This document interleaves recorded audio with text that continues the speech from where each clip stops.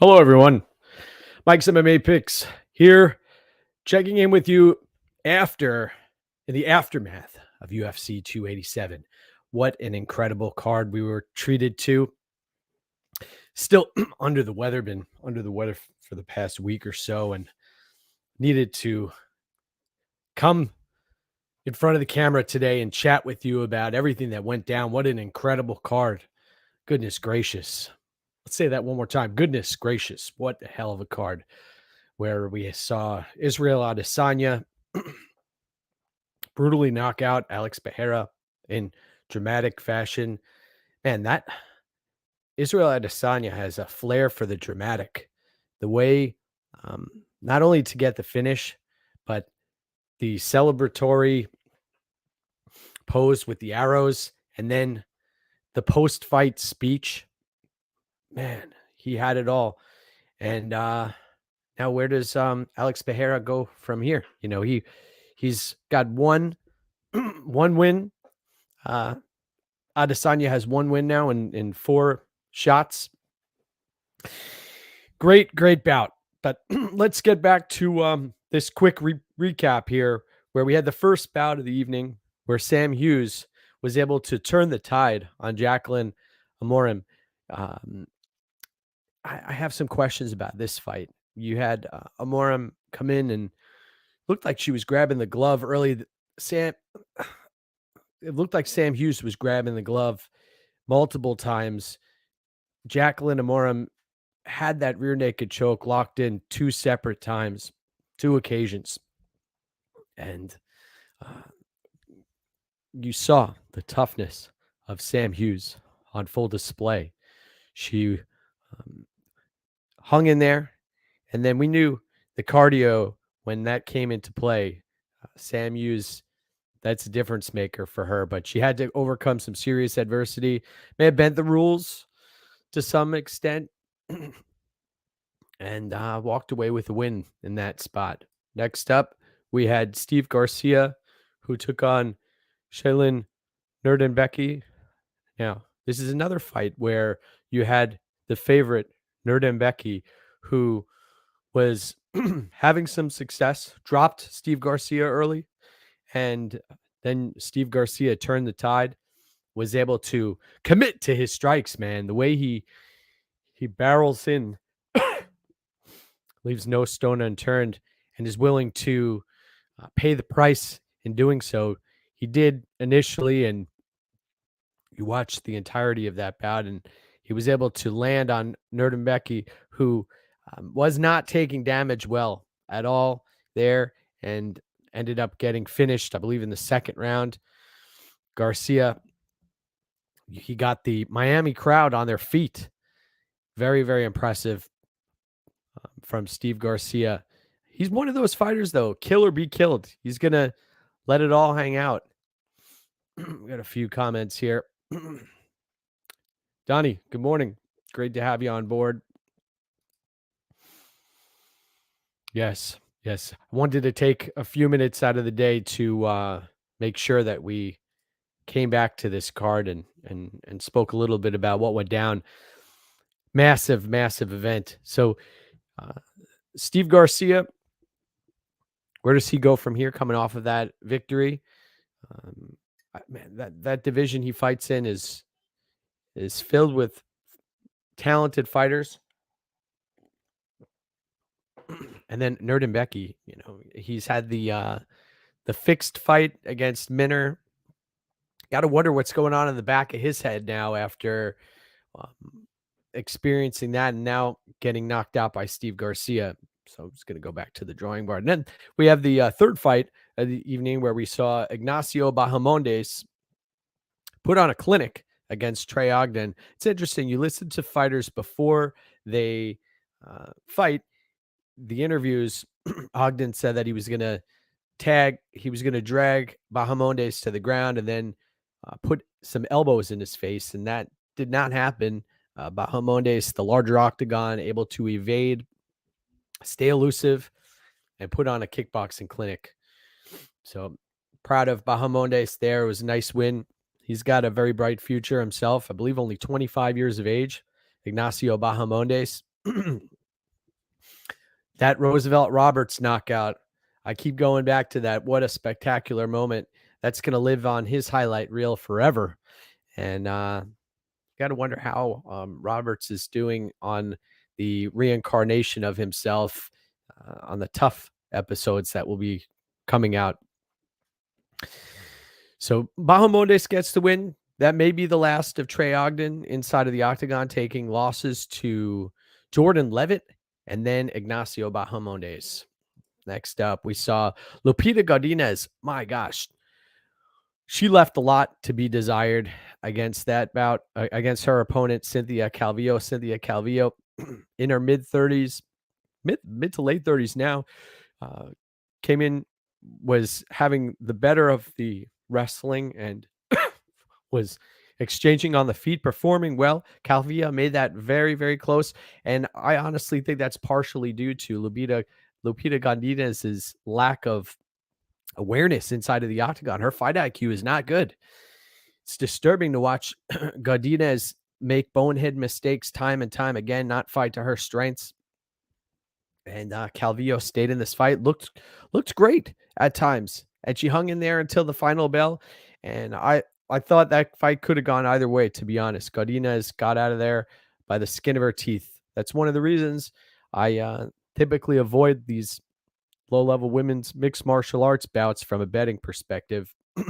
Talk about the Sam Hughes, Jaqueline Amorim fight earlier, and now this one here. Godinez skates out with a victory here, and she, in my eyes, is fadeable in the future depending on the matchup. We saw against Angela Hill what happened there, and there have been other fights where the Jessica Penne fight, she falls apart in big moments, and man, lucky to get a victory in this spot. So interesting bout there.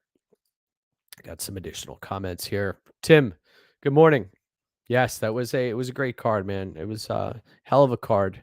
And you want to talk about a fighter who's putting himself on the map here, be like Joe Pyfer, destroying Gerald Meerschaert, and posted an image of I was wondering if Meerschaert was playing possum there when he was floored and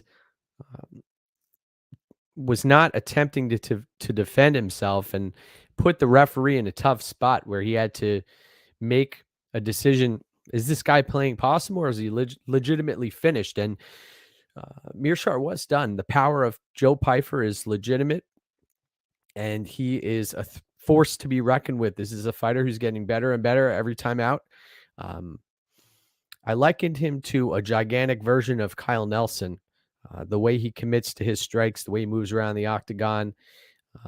Nelson can have his moments, but then you watch, he also has his warts too. And I think that Pyfer's aggressiveness may be one of his warts when it comes down to it, if he faces a higher level of competition. So Joseph Pyfer, we made a play on Fight Doesn't Go the Distance at -325. That ended up cashing, which was a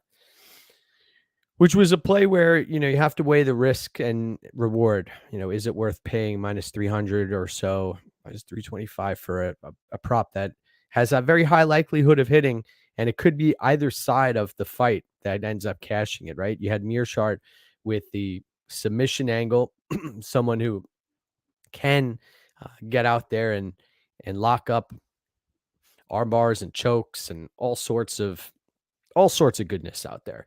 And Pyfer came in and really, you saw how much that victory meant to him too. He was in tears afterwards and spoke about his upbringing and what he had to go through to get to that moment. So bright future for Joseph Pyfer. Looking forward to see him in there. And I think that quote from Dana White is going to stick with him forever. Be like Joe Pyfer. He's going to remember that every time he gets into the octagon. And he's a fighter who, I think that's going to lead him to being a little bit reckless. I'll be honest. Let's see. Tim says it's tough to judge Pyfer off that fight. Yes, he does have big power. So Pyfer, who would you like to see as far as his next opponent goes? That's interesting. at that weight class, what is available to him at 185 pounds. By the way, Piper looked massive inside of the octagon. Looks like he added 15 to 20 pounds at least to his frame before stepping back into the octagon after weighing in and having that day to refuel. Now, we have a possible controversial outcome in this next fight. Luana Pinheiro versus Michelle Waterson. Waterson hung in there. I really liked how you saw how much this fight meant to both fighters. They were trading strikes and they had bad intentions. Pinheiro, the way she was moving around inside the octagon, almost seemed like a women's version of Renato Moicano on the feet. The way she would commit into her strikes and obviously we saw the fight ended up going her way in regards to the judge's official decision, but that fight could have gone to Waterson as well. I think there was some value on the underdog there, and my heart goes out to anybody who backed Michelle Waterson in that specific bout. But Pinheiro, you saw another side of her. You know, the Marcos flopping around on the canvas, earning an Oscar in that fashion, and now she went to a well and was tested and came out the other side with a victory against a hard-nosed opponent in Michelle Waterson. So props to Luana Pinheiro for scraping that one out. Next up, this is a spot, Kelvin Gastelum versus Chris Curtis. Great fight. Love this fight. Both of these guys came out guns blazing.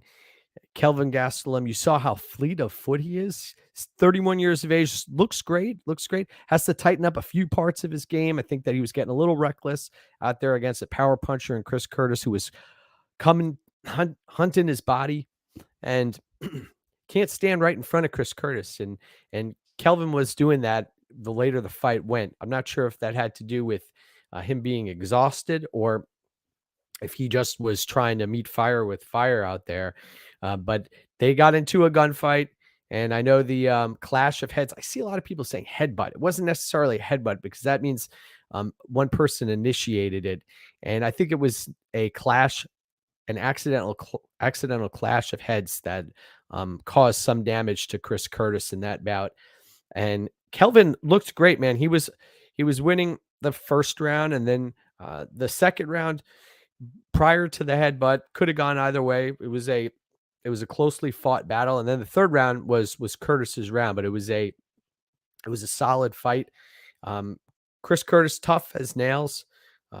You could see the way he intelligently rolls with punches and slips punches. He has it speaks to his longevity in the mixed martial arts world. It's a fighter who will go.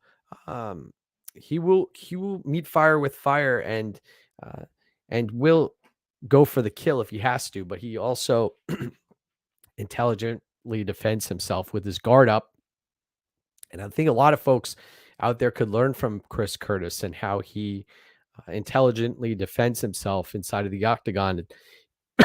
Solid fighter, tough test for Gastelum, especially with the long layoff. But we ended up cashing Gastelum at plus 134. It was a nice number. And there was 1 unit play. So remember, 1 unit, 1% of the bankroll. I put out MMA betting seminars in the past and multiple episodes. They're on my YouTube channel. They're all accessible for free. We preach bankroll management, being fiscally responsible, and picking your spots. And this is a spot where I felt that was the right time to go for it. With Gastelum at dog odds, plus 134 was a nice spot. We ended up cashing it, and and there'll be other opportunities ahead. But that was a solid fight. Next up, let's continue this journey. By the way, where does Gastelum go from here? You know, he's got a bright future in my eyes. He's just got to stay with fight ready, and he needs to stay composed for 15 minutes. Watch. Here we go, man. This fight was awesome. Raul Rojas against Christian Rodriguez. I wanted to pull the trigger on Christian Rodriguez. I spoke so highly of him prior to the fight on the morning breakdown show, but the multiple weight misses was the thing that kept me away from actually betting on Rodriguez. I think that the arrows pointed up here in regards to both fighters, but they have to slow down. The promotion has to slow down as far as pushing Rojas. The kid's 18 years old, right? He did get schooled out there in the later rounds here against Rodriguez, and I think that was in part due to never having experienced that level of adversity that he met inside of the octagon on Saturday night. So Rojas, dominant first round. He came out like a bull in a china shop, and I believe Rodriguez's corner ended up saying that at one point into between the first and second rounds. Like, you saw what he's made of. Now it's time to turn the tide. And Rodriguez, slick stand up, the way he was able to transition and flow on the top of Rojas, that was beautiful to watch. Watching Rojas's energy meter drop down, that was really impressive from my standpoint to watch that. And then, Rodriguez, now he's got to make weight next time out. Looks like he also needs to shore up the strength and conditioning. That's an obvious issue that can be addressed. That's what we call a controllable, something that is within one's power to control. And making weight is one of those. Also, the strength and conditioning, another thing is energy conservation and energy output, energy management. This is something that a lot of fighters, I think, don't consider headed into their bouts. Some folks come out guns blazing, and then they have nothing left in the second or third round, and they commit to that early finish. Terrence McKinney being one of those fighters, but there are many, many others. And then you have cardio machines. You have even Matt Frevola, for instance. Watch him fight. He will come out guns blazing, but then he has enough left in the second and third round to pick off very talented fighters. And by the way, Matt Frevola is going to be fighting in the near future. Looking forward to his matchup. And Drew Dober, man, when worlds collide, that is going to be a hell of a matchup. So Christian Rodriguez defeats Raul Rojas Jr. Don't go the Chase Hooper route here, man. Chase Hooper is not the same fighter now. He's somebody who has been obliterated multiple times in the past. And Christian Rodriguez, arrows pointed up. But let's the problem is also Rojas fights in a division that's very talented. Talent-rich division. So it's a dangerous proposition at that weight class. Also, at 18 years of age, the kid's growing into his frame. I could see him filling out at lightweight at some point, to be honest. So we'll see. Next up, we had my biggest spot on the card, Kevin Holland. And he ended up defeating Santiago Ponzinibbio basically with one arm. You saw him not throwing the right hand often. Ponzinibbio, we had a really solid read on this fight. Ponzinibbio got rocked multiple times across the octagon, protested the stoppage in the third. Holland ended up winning the first two rounds and then was able to close out the show. You saw how talented Kevin Holland is. And I've, over the years, sat on the sidelines and not pulled the trigger on bets when Kevin Holland's been involved, partially due to his in-fight decision-making. But then you also have to weigh the opponent that is in the octagon with this specific fighter. And Ponzinibbio, although he's a dog and he's skilled, he is a bit shinny, and we saw that play out firsthand there. So 2.5 units on Kevin Holland, both at minus 200 and minus 237. 237 ended up cashing. And then we also cashed the Kevin Holland to win inside the distance at plus 150 for that was a half a unit play. So that was an excellent fight.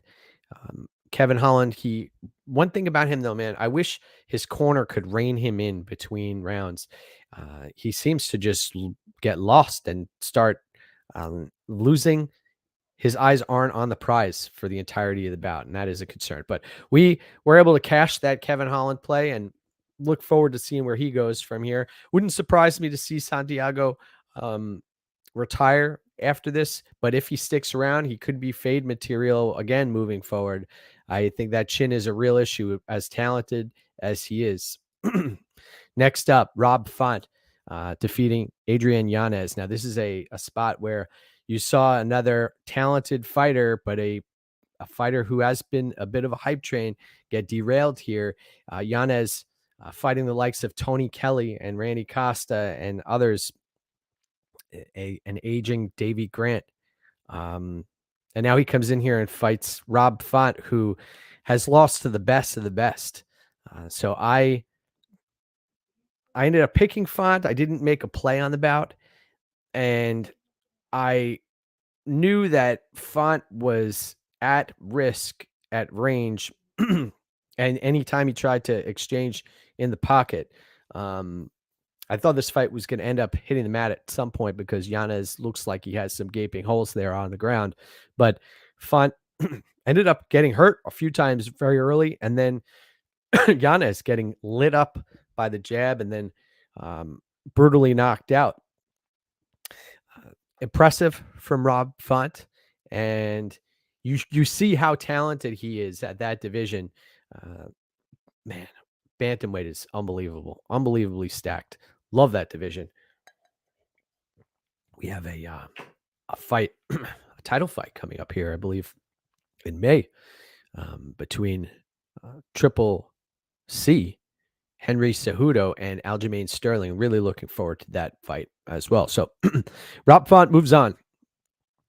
No play on that bout. Now, this was our only losing, I believe we had seven or eight bets. Six of seven ended up cashing.